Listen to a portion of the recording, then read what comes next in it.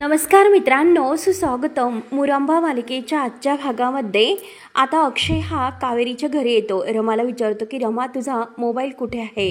तेव्हा आता रमा म्हणते की अहो, फोनची बॅटरी ही लो झालेली आहे, त्यामुळे मात्र फोन तिथेच आहे आणि चला आता निघायचं आहे का, म्हणून अक्षयला विषय बदलण्यासाठी मुद्दाम ती निघायचं का असं विचारते. तर आता कावेरी म्हणते की अहो, असं कसं, आत्ताच जावई बापू आले, त्यांनी चहा वगैरे काहीच घेतला नाही, त्यामुळे हे बघा अक्षयराव, तुम्ही बसा, मी तुमच्यासाठी चहा घेऊन येते. परत अक्षय म्हणतो की अहो नकोय, पुढच्या वेळेस नक्की घेईल.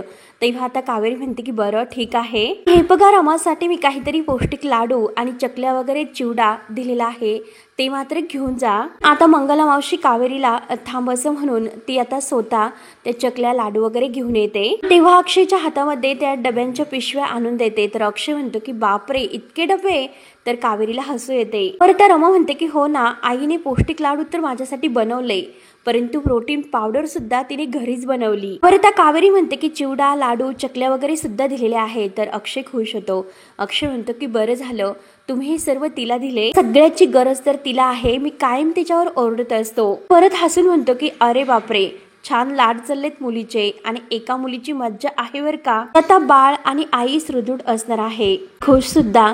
तेव्हा आता मंगला मावशी म्हणते की हो ना, बाळ तर येणार आहे, याचा आनंद आम्हाला तर आहेच. आता रमाच्या चेहऱ्याला हात लावत म्हणते की हो, आमचं हे बाळ, याची आम्ही खरंच किती दिवसापासून आनंदाने वाट बघत होतो, आणि आता मात्र ते आम्हाला इतक्या दिवसातून भेटले. आता अक्षयच्या लक्ष देते. अक्षय म्हणतो की तुम्ही असं का बोलतात? आता मंगला मावशी जे काही म्हटले तर त्यावर आता पंकज काका, कावेरी सगळेजण आता मंगलाकडे बघत असतात. कारण आता अक्षय विचारतो की तुम्ही असं का म्हणतात, कारण ती रोज तुम्हाला भेटते, परंतु आता इतक्या दिवसांनी भेटली असं का म्हणालात? पंकज काका आता हा विषय बदलून घेतात आणि अक्षयला समजवण्यासाठी मुद्दाम म्हणतात की हे बघा, माहेरचे जे काही घरचे आहेत तर ते लेकीची येण्याची वाट तर बघतच असतात, ती सासरची सोडतात आणि कधी भेटतोय असं होतंय, माहेरपणात वाटच बघत असतात. आणि एकतर रमा गरोदरपणात पहिल्यांदाच आता इकडे माहेरी आली, त्यामुळे आता मंगला असं मुद्दाम म्हणत असेल की नाही मंगल, म्हणून आता लगेच पंकज काका हे वेळ टाळून नेतात. आता अक्षय म्हणतो की चला आता आम्ही निघतो.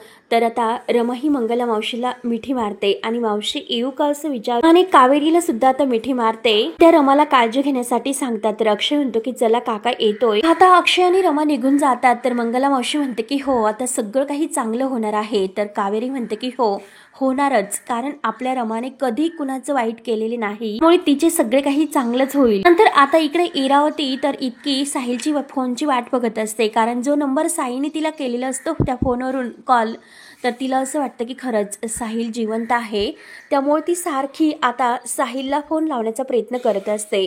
आणि साहिल, हा नंबर तुझा आहे का? हा जर तुझा नंबर असेल तर तो कॉल का लागत नाही, म्हणून सारखा ती त्या फोनवर कॉल करत असते. आता खरंच तो जिवंत आहे का असा प्रश्न तिला पडतो, म्हणून ती आता जी काही आपली ती विद्या आहे तर ती विद्या वापरून त्या पत्तेद्वारे काहीतरी शोधत असते. आणि परत स्वतःला म्हणते की खरंच तू खरंच जिवंत आहे का, खरंच साहिल आहे का, आणि तू जिवंत आहे तर तू मला भेटत का नाहीस? खरंच तू जर जिवंत असेल तर मी सगळं काही सोडून यायला तयार आहे, आणि हे बघ पैसा वगैरे जे काही आहे, घर, ते सगळं आपण कमवणार होतो. म्हणून आता इरावतीच्या डोळ्यात पाणी येते. तिला सारखी आता साहिलची आठवण येत असते. घर नाती काही आपल्याला नकोय, म्हणून आता ती इतकी रडत असते. आणि तेवढ्यात माही तिला फोन करते. तेव्हा आता वैतागून मात्र इरावती तिच्या फोनकडे बघते आणि हिचं काय आता नवीन, म्हणून ती फोन उचलते. तेव्हा मात्र आता माही नशेमध्ये खूप दारू प्यालेली असते आणि ती मुकदमांच्या दरवाजात येऊन बसलेली असते पायरीवर, आणि इरावतीला फोन करते. इरावतीला म्हणते की इरा, खरंच मला काही कळत नाही, प्लीज मला घरामध्ये घे, मी घराबाहेर बसलेली आहे. इरावतीला खूप राग येतो. इरावती म्हणते की तू सुद्धा काय ग, आणि लगेच रागाने ती बाहेर यायला निघते. आणि तेवढ्यात अक्षय आणि रमाची गाडी सुद्धा तेथे आलेली असते. आता माही त्यांना समोर दिसते. तर अक्षय रमा एकमेकांकडे बघतात आणि अक्षय लगेच आता खाली उतरतो. माहीला मात्र चालता सुद्धा येत नसते, इतकी नशा तिला चढलेली असते. तेव्हा अक्षय आणि रमा तिच्याकडे रागाने बघत असतात.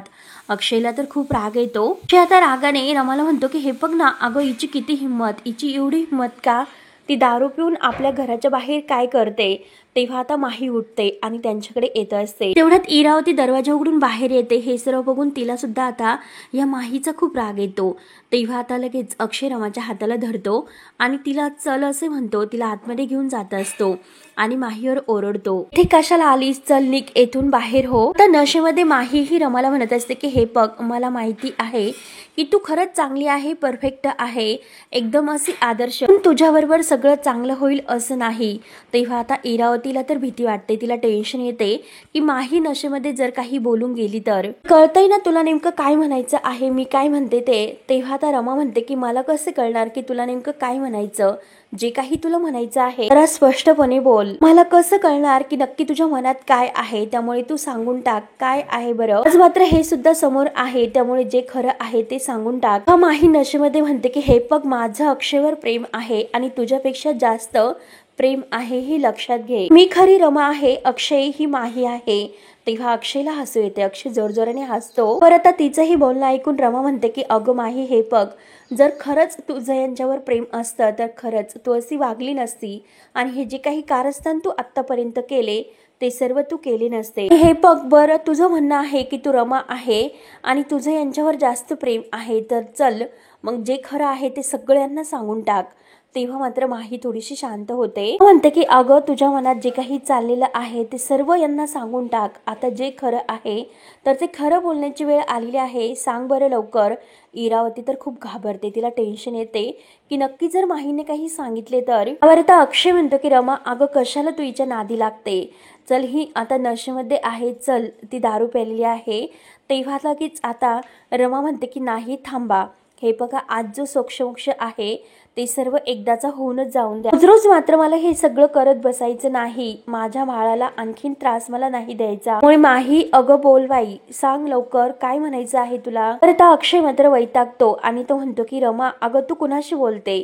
अगं त्या बाईला तर व्यवस्थित उभं सुद्धा राहता येत नाही, दारू प्यालेली आहे आणि तू तिला बोलायला सांगतेस. तर थोबाड सुद्धा बघण्याची माझी इच्छा नाही, त्यामुळे तू प्लीज हिला जायला सांग. आणि माहीला म्हणतो की चल हो, इथून चालती हो. आता रमा माहीला विचारते की बघ ना अगं, काय करायचं आहे तूच आता बघ, कारण तू तर म्हणते की माझं यांच्यावर प्रेम आहे आणि ते काय म्हणतात की हिचं तोंड सुद्धा बघण्याची माझी इच्छा नाही. मग तूच सांग की आता काय करायचे, काय करायचं आहे. म्हणून मी तुला सांगते की हे बघ, जे खरं आहे ते सर्व सांगून टाक. कदाचित यांना तुझ्याबद्दल काहीतरी वाटेल, त्यामुळे चल जे काही आहे ते सर्व खरं सांगून टाक. ही फक्त आता बघतच असते, ती काही उत्तर देत नसते. तर अक्षय म्हणतो की अगं हे बघ ना, जर आपण हिला इथून चालती हो असं म्हटलं, तिला काढून दिले, चालता सुद्धा येत नाही आणि जर ही बाहेर गेली, जर हिला कोणी अगदी त्रास दिला तर ही आपल्यावर पुन्हा आरोप करेल. मुळे चल आता हिला कुठल्या तरी सेफ ठिकाणी किंवा हिच्या घरी पोहोचवण्याची आपण सोय करूयात. त्यामुळे तो माहीला म्हणतो की चल बरं, आताच्या आत्ता तू बाहेर हो, येथे उभी राहू नको. तेव्हा रमा म्हणते की हे बघा थांबा, तिला जे म्हणायचं आहे, जे बोलायचं आहे ते तिला बोलून द्या. माही बोल बोल लवकर, तुझी जी बाजू आहे, तुझ्या मनात आत्ता जे काही सुरू आहे ते सर्व काही आता लगेच अक्षयला सांग. तर आता माही म्हणते की अक्षय हे बघ, मला तुझ्याशी बोलायचं आहे, तुला काहीतरी सांगायचं आहे. लगेच आता इरावती अक्षयला आवाज देते आणि माहीने काही सांगण्याच्या अगोदर इरावती अक्षयला म्हणते की हे बघा, अरे तुम्ही आतमध्ये या आणि हे बघा तुम्ही झोपा सुद्धा, कशाला हिचं टेन्शन घेतात, तोपर्यंत मी हिला घरी सोडून येते. तर घरामध्ये सगळेजण झोपलेले आहेत, मग कशाला रात्रीचा तमाशा करायचा. आता मुद्दा मात्र माहीने काही सांगू नये म्हणून इरावती अक्षयला आणि रमाला आतमध्ये पाठवण्याचा प्रयत्न करत असते. परंतु रमाला मात्र इरावतीचा खूप राग येतो. रागाने ती आता इरावतीकडे बघत असते. इरावती म्हणते की अक्षय, अरे जरा विचार कर, वाजले किती याचा विचार कर. रमा प्रेग्नेंट आहे, किती वेळ तिला असं बाहेर ठेवणार. आतमध्ये या, तुम्ही झोपा, तोपर्यंत मी हिला सोडून येते. आता रमा मनात माहीकडे बघत म्हणते की ठीक आहे माही, आज मात्र तुला सत्य काय आहे ते यांना सांगता नाही आले, परंतु एक ना एक दिवस मात्र जे सत्य आहे, जे काही तू वागलीस ते सर्व तुझ्या तोंडातूनच मी आता यांना सांगायला लावेल. तूच आता अक्षयला सांगशील की जे काही झालेले आहे ते. आता माही रागाने या दोघांकडे बघत असते. तर अक्षय तिच्याकडे रागाने बघत रमाचा हात धरतो आणि रमा चल असे म्हणतो. आता तो आपल्या रमाला आतमध्ये घेऊन जातो. आता जाताना मात्र इरावती त्यांना गुड नाईट असं करते. तर माही आता गाडीजवळ येते. इरावतीकडे बघत ती आता आपल्या मनात म्हणते की मी रमाबरोबर कितीही चुकीचं जरी वागले असले तरी माझं अक्षयवर प्रेम आहे आणि ते प्रेम मी मिळून राहणारच. अक्षयला सर्व काही खरं मी सांगणार, हे जे काही करते ना मी ते कधीही चुकीचं नाही करत। नंतर रमा आणि अक्षय आतमध्ये येतात तर अक्षयला आता ह्या माहीचा खूप राग आलेला असतो। तो म्हणतो की खरंच ही माही काय आहे, कोणता स्वभाव आहे, त्या पब मध्ये ती किती नाचली, दारू प्याली, धिंगाणा घातला, जे हिला काय अक्कल सुद्धा नाही, आपल्या घरी येते दारू पिऊन आणि इथेच आपल्याशी भांडते। खरंच मला हिची कीव येते, हिच्या बुद्धीची कीव येते, तिचा राग सुद्धा खूप येतो। ती कितीही आता अगदी सांगायला गेली की ती रमा आहे, मी अक्षयची रमा आहे, परंतु मी तिला तर माझ्या रमाला ओळखू शकेल, मी कसा चुकू शकेल बरं। तेव्हा मात्र आता रमा ही हळूच म्हणते की चुकले तर ती म्हणून जाते की चुकलं तर आहातच तुम्ही, हळूच म्हणते। अक्षयला विचारतो की काय म्हणालीस तू, तेव्हा आता रमा मुद्दा म्हणते की अहो ती चुकली। अक्षय म्हणतो की हो ना, ती तर चुकलेली आहे, बरं झालं एकदाची आपल्या आयुष्यातून ती निघून गेली। तेव्हा आता रमा विचारते की कुठे गेली। अक्षय म्हणतो की हो नाही, गुंड प्रवृत्तीची जी माणसं आहेत तर ती पुन्हा पुन्हा आपल्या डोक्याला त्रास देण्यासाठी येतातच आणि आपल्याला त्रास देतात। हे बघ आपण तिच्याकडे लक्ष द्यायचं नाही, ती फक्त एक स्त्री आहे म्हणून तिला आता दया दाखवली। यापुढे मात्र मी रमा तुझं नाही ऐकून घेणार, तू लक्षात घे। तिला कोणतीही दयामाया दाखवून तू घरात घेऊ नकोस। जर पुन्हा तुला त्रास देण्यासाठी येथे आली तर मात्र मी आता यावेळेस पाटील साहेबांना फोन करेन, तिला पोलिसांच्या ताब्यात देणार आहे। आणि हे बघ तू प्लीज या सगळ्याकडे लक्ष देऊ नकोस, याचा परिणाम तुझ्या तब्येतीवर होऊन देऊ नकोस। तू फक्त आणि फक्त तुझ्या तब्येतीची आणि बाळाची काळजी घे। आपला छान असा संसार सुरू आहे, आपल्या आयुष्यामध्ये एक छान असं बाळ येणार आहे, यावर तू लक्ष दे। तेव्हा रमा फक्त मान डोलावत असते आणि खुश होऊन अक्षयचं ही सर्व बोलणं ऐकत असते। नंतर आता इरावती ही माहीला धरते आणि तिला गेस्ट हाऊस मध्ये घेऊन येते। तेव्हा आता ही माही नशेमध्ये ओरडत असते, आय हेट यू, एकतर तुम्हाला खूप त्रास दिला। इरावती आता तिला जोरात सोफ्यावर ढकलून देते। तेव्हा आता इरावती म्हणते की हे बघ एकतर मी इरावती आहे, तुम्हाला रमा समजू नकोस, बाहेर इतका तमाशा केला, इतका मूर्खपणा केलास, त्यामुळे माझ्या सगळ्या प्लॅनची वाट लागली। मात्र आता इरावती म्हणते की हे बघ मी तुला जे काही सांगते ते ऐकून घे, नाहीतर तुला मी आता या घरामध्ये रमा बनून नाही ठेवू शकत। त्यावर आता लगेच रमा म्हणजे माही म्हणत असते, इरा अगं तुला माझ्या भावनांचं काहीच पडलेलं नसतं, फक्त आणि फक्त तुझ्या प्लॅनचं पडलेलं असतं, दुसरं काही तुला घेणे देणे नाही, नेहमीच आहे तुझं हे। तेव्हा इरा तिला पाणी देत असते, परंतु आता ही माही पाणी वगैरे मला काही नकोय, मी पाणी वगैरे नाही पित, जा तिकडे, माझ्या जवळ येऊ नकोस। तेव्हा आता इरा ही तिच्या अंगावर पाणी शिंपडत असते। आता माही इतकी किंचाळत ओरडते की गप्प बस, असं काही करू नकोस। तर इरावती सुद्धा भलतीच तिच्यावर चिडलेली असते की हे बघ आता यापुढे मात्र मी तुला कधीही कोणत्या पार्टीला जाऊन देणार नाही, हे लक्षात घे। पार्टी करण्यासाठी तुला अगदी चांगलेपणाने पाठवलं होतं, तुला एन्जॉय करण्यासाठी, परंतु तेव्हा पार्टी करताना आपण किती पितोय, म्हणजे ती दारू प्यालो याची सुद्धा अक्कल नाही, जरा लक्ष ठेवायला हवं होतं। तेव्हा आता माही म्हणते की हे बघ इरा, आज मात्र मी खूप एन्जॉय केला, पार्टी केली, खरंच मला खूप छान वाटलं, एन्जॉय केलं। हे बघ येथे मात्र मी जे काही पिते तर मजा येत नसते, आणि हे बघ मी काय काय केलं नाही, रमासाठी इतकं करून सुद्धा हे बघ सगळेजण मला त्रास देतात आणि मला बोलतात, ते सुद्धा माझ्यावर रागवतात, इतकं सगळं चांगलं करून सुद्धा सगळेजण माझा रागराग का करतात। इरावती म्हणते की हो सगळे तुझा रागराग करणार, कारण त्यांना तू नाही आवडत, माही नाही आवडत, कारण हे जे काही आहे ना, दारू पिऊन थेर करणारी माही कुणाला सुद्धा घरात नकोय म्हणून शांत आणि समंजसपणा असणारी रमा आहे ना, ती तिच्यावर सगळेजण प्रेम करतात आणि ती मात्र घरात सगळ्यांना हवी हवीशी वाटते। त्यामुळे हे बघ तुला रमा बनून या घरामध्ये जगावं लागतं, माही बनून नाही, सगळं तुझ्या लक्षात येतं का।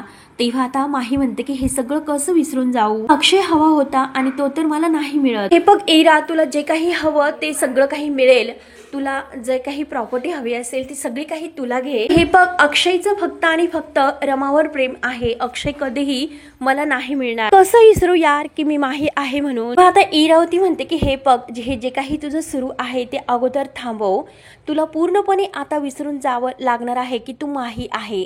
तुला आता या घरामध्ये जर राहायचं असेल तर म्हणजे रमा बनून या घरामध्ये राहावं लागेल, आणि जे काही तू आता माही बनून वागतेस ना ते सगळं काही आता तुला विसरावं लागेल, आणि एक रमा शांत आणि समंजस स्वभावाची आहे, लक्षात घे। तसेच जर तुला या घरामध्ये राहता आले तरच तू राहू शकते। सारखं वागून मात्र एकदा की रमाने जे काही बाळ आहे तिचं बाळ झाल्यानंतर आपल्या ताब्यात दिले, नंतर मात्र अक्षयची आणि या बाळाची जबाबदारी तुलाच घ्यावी लागेल, हे तुला कळते का। आता माही म्हणते की ह्या सगळ्याची जबाबदारी आहे ना ती तू घे, मला हे सगळं नाही जमायचं, जे करायचं आहे ते सगळं तू कर, मी नाही करू शकत। मध्ये आता माही म्हणत असते की हे बघ, हे जे काही तुम्हाला करण्यासाठी सांगते ते मला काही करायचं नाही. मला अक्षय सुद्धा नकोय, त्या रमाचं बाळ सुद्धा नकोय आणि या घरात सुद्धा मला राहायचं नाही. मला काहीही नकोय. सगळ्याचा आता मला खरंच कंटाळा आलेला आहे. तेव्हा आता इरावती तिला धरते. चिल, अगं शांत हो. परत माही म्हणते की चिल वगैरे काही नको, बास, खूप काही झालं चिल. आणि तिला अगदी शांत करून समजवण्याचा प्रयत्न करत असते की हे बघ बाळा, अगं तुला प्रेमाचा अर्थ अजून नाही कळलेला. हिचा हात धरून आता आज लगेच तो हात असा सरळ करत म्हणते की प्रेमासाठी जीव देता सुद्धा आला पाहिजे आणि घेता सुद्धा आला पाहिजे माझ्यासारखा. आणि माहीला म्हणते की कळतं का बाळा, अगं असं बॅकआउट करून नाही चालणार. तिला पाणी प्यायला देत असते. तेव्हा आता माही म्हणते की नकोय, तू पे, मी खूप प्यालेली आहे, मला नकोय. नंतर आता रमाने इकडे उपमा बनवलेला असतो. सीमाला म्हणते की आई हे बघा, बाद झालं आता सगळं आणि उपमा बनवलेला आहे तो खाऊन घ्या. तेव्हा आता सीमा विचारते की काय उपमा तू बनवला? तेव्हा आता माही म्हणते की हो. मा म्हणते की हो, मुद्दामच केला, आपल्या दोघींना आवडतो ना. आता सीमाला जो काही बदल वाटतो म्हणून तिला अगदी आनंद तर होतोच, परंतु ती आता रमाला म्हणते की खरंच खूप दिवसातून तू काहीतरी बनवले. कारण माही जेव्हा घरात होती तर माहीला या गोष्टीची कोणत्याही हौस नसते, म्हणून आता रमाने जो काही उपमा इतक्या दिवसातून बनवला म्हणून सीमाला खूप आनंद होतो. आणि नाही रमा, मी समजू शकते या दिवसामध्ये तुला त्रास होत असेल, अगदी कष्ट पडत असेल, हे सर्व करताना खरंच खूप त्रास सुद्धा होत असेल ग, त्यामुळे काही हरकत नाही. हे सगळं करता जे काही करायचं असेल तर तू मला सांगत जा, मी अगदी प्रेमाने तुझ्यासाठी हे सर्व बनवत जाईल. खरंच खाण्याची इच्छा झाली असेल ना तर हक्काने तुम्हाला सांगत जा. तू हे बघ, आता तू किती प्रेमाने माझ्याशी बोलली तसं बोल. कारण माही आहे तर आल्यापासून माही सीमाशी व्यवस्थित वागत नव्हती, परंतु रमा आज आली तर रमा अगदी प्रेमाने आपल्या आईला समजावून घेते. सीमाला आता खरंच रमाचा हा जो स्वभाव आहे तो खूप आवडतो, आनंद होतो तिला, म्हणून ती म्हणते की आता जशी वागली तशी माझ्याशी यापुढे सुद्धा वागत जा. तेव्हा आता रमाचे डोळे भरून येतात. तिचे डोळे सुद्धा भरून आलेले असतात. ती म्हणते की हे बघ अगं रमा, तू रागवलीस ना माझ्यावर, तर मला खरंच खूप म्हणजे ते नाही अगदी मी सहन करू शकत, तरच मला वाईट वाटते. आणि हे बघ, जेव्हा तू बाहेर जात होती तेव्हा मी तुला काळी टीक लावली होती. ते टीक मी का लावली होती की मला तुझी आणि बाळाची काळजी आहे म्हणून मी लावली होती. आता सीमाने तर टीक माहीला लावलेली असते. रमा बिचारीला हे सगळं जे काही आई करतात तर ते अगदी प्रेमाने करतात हे माहिती असतं. तू आता आईला काही तिला सांगता येत नाही, म्हणून तिचे डोळे भरून येतात की आई, मी तुमची रमा आहे, तुम्ही जे काही केलंस ना ती तर ती माही आहे. हे बघ, माझा सगळ्याच गोष्टीवर विश्वास आहे असं नाही, जे काही करते ना हे बघ ते अंधश्रद्धा नाही, तर मी आपल्या बाळासाठी आणि तुझ्या काळजीपोटी हे सर्व करते. त्या बाळाची काळजी वाटते आणि तुम्हाला कुणाची दृष्टी लागायला नको, हे सर्व मी केलं होतं. रमाचे डोळे भरून आलेले असतात आणि रमा रडतच आता सीमाला म्हणते की आई, अहो तुमचा हक्क आहे माझ्यावर, ती सुद्धा तुम्ही इतकं तोडून टाकल्यासारखं का बोलता. परत सीमा म्हणते की अगं तसं नाही, कारण अलीकडे तू खूप बदललीस, खूप चिडते आणि खूप रागवते सुद्धा, तू जर अशी वागली तर मला खरंच कसे तरी होते.